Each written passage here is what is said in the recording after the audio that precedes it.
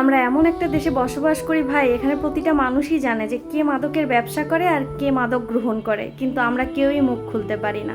আর মুখ খুললেই তো এই যে দেখছেন না, পরিবারের 4জনকে একসাথে মেরে ফেলা হলো, সেরকম অবস্থা হবে। এইরকম পরিণতিগুলো দেখার পর আরও মানুষ ভয়ে মুখ খুলবে না।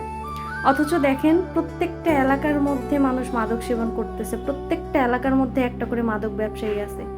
আমরা জেনেও কিছু করতেছি না, প্রশাসন ঠিক কতটুকু করে তাও আমার জানা নেই। হ্যাঁ, প্রশাসনকে সম্পূর্ণ দোষ দিব না, তারা যদি না ধরতো তাহলে মাদকটা আরও বেড়ে যাইতো।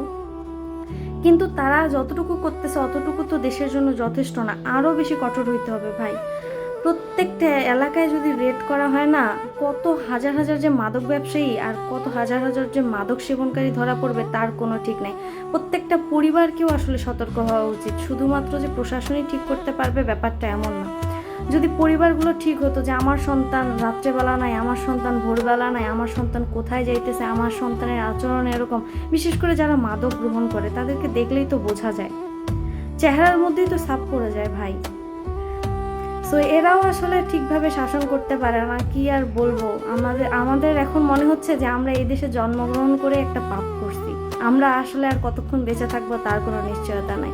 এত বেশি ভয় লাগতেছে, এত বেশি খারাপ লাগতেছে, কি বলবো। এই ঘটনাটা দেখার পর থেকে নিজের ভিতরে মানে ঘুমটাই হারাম হয়ে গেছে। না জানি তাদের আত্মীয় স্বজনদের কি অবস্থা।